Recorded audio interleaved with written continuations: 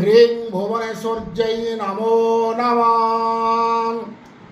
ଆପଣଙ୍କ ଝିଅର ବିବାହର ହେଇପାରୁନାହିଁ କି ଏବଂ ବାରମ୍ବାର ଯଦି ପ୍ରସ୍ତାବ ଭାଙ୍ଗି ଯାଉଛି, ଯେତେ ବିବାହର ପ୍ରସ୍ତାବ ଆସିଲେ ବି ଭାଙ୍ଗି ଯାଉଛି, କେଉଁଠି ଜାଗାରେ ବିବାହର ହେଇପାରୁନାହିଁ, ବୟସ ହେଇଗଲାଣି, ବିବାହ ସମୟ ଗଡ଼ିଗଲାଣି, ତାହେଲେ ଏଇଭଳି ପରିସ୍ଥିତିରେ ସରଳ ପ୍ରତିକାର କରନ୍ତୁ।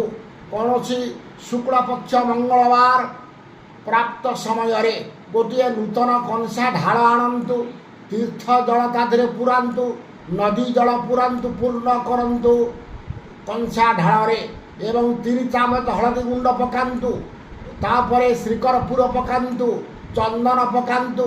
ପକାଇ ସାରିଲା ପରେ ଧୂପ ଦୀପ ନୈବେଦ୍ୟ ବେଲପତ୍ର ନେଇ ଶିବଙ୍କ ଶଙ୍କର ଭଗବାନଙ୍କ ମନ୍ଦିରକୁ ଯାଆନ୍ତୁ। ମନ୍ଦିରରେ ଝିଅ ନାଁରେ ସଂକଳ୍ପ କରିସାରିଲା ପରେ ପଞ୍ଚୋପଚାରରେ ପୂଜା କରନ୍ତୁ ଶଙ୍କରଙ୍କୁ।